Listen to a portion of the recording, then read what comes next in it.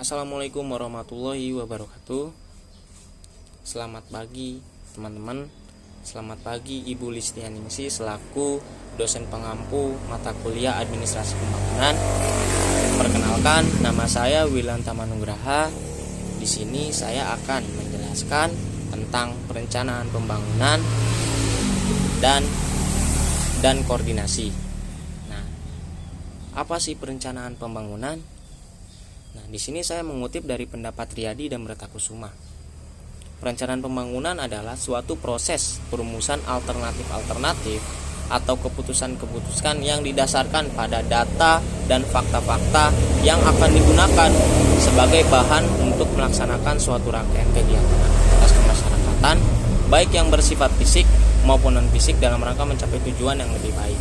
Nah, kita ambil poin dari belakang, mencapai tujuan yang lebih baik. Yang di depan adalah proses perumusan alternatif. Proses perumusan alternatif atau keputusan-keputusan itu harus didasari oleh data dan fakta yang ada di lapangan. Jikalau ingin membuat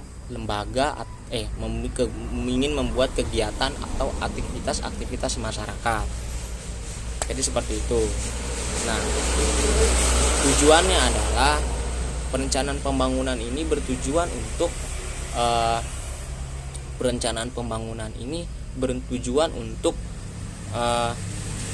mengkuatkan koordinasi, mensinergikan antara pemerintah daerah dan pemerintah pusat. Nah, di Indonesia itu sendiri menganut dua prinsip perencanaan pembangunan, teman-teman.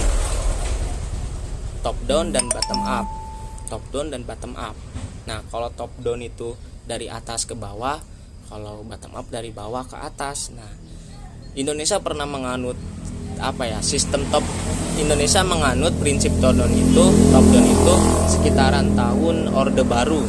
Pada zaman Orde Baru tahun 1970 dan 1990-an mungkin.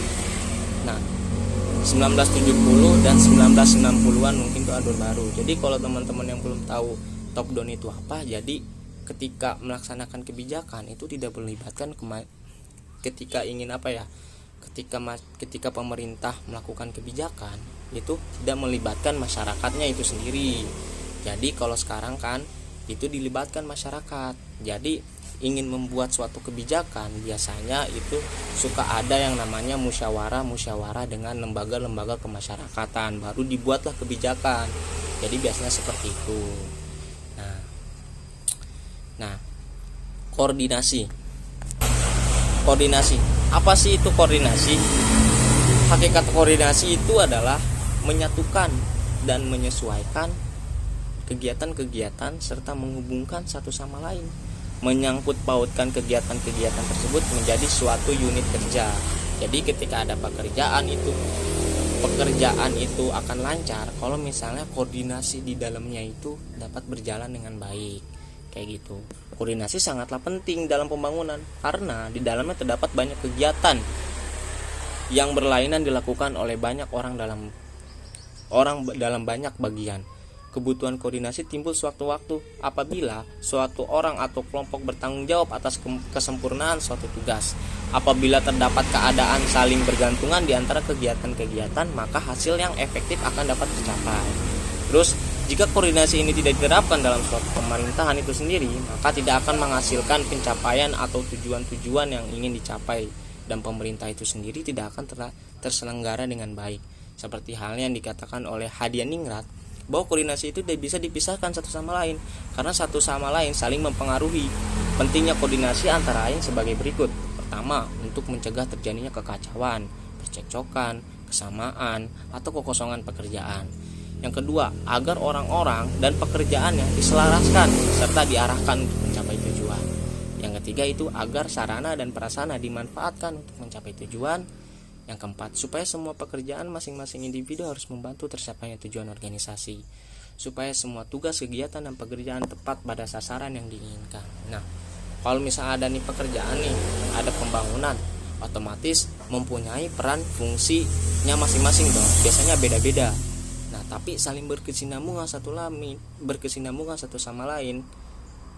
Otomatis dari setiap badan atau fungsi yang berbeda-beda tersebut harus saling koordinasi untuk mencapai satu tujuan yang sama gitu. Misalnya dinas ini harus koordinasi dengan dinas ini, misal lembaga sosial dengan lembaga kesehatan saling kolaps untuk mencapai satu tujuan gitu ya.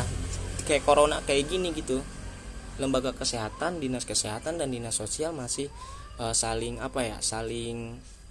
berhubungan saling kerjasama satu sama lain gitu. Misalnya kesehatan kan ingin membantukan, ingin menegaskan, ingin minta bantuan kepada dinas sosial untuk mensemestakan bahwa social distancing ini harus benar-benar diterapkan gitu. Misalnya kayak gitu.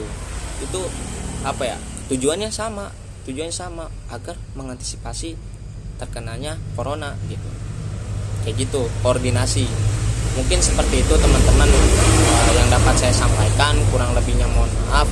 Jikalau memang tidak paham teman-teman dengan apa yang saya jelaskan, mungkin teman-teman bisa tanya saya atau mungkin bisa tanya Bu Lisdianingsih yang lebih tahu dari saya. Terima kasih. Tetap jaga kesehatan. Selamat berbahagia di rumahnya masing-masing. Assalamualaikum.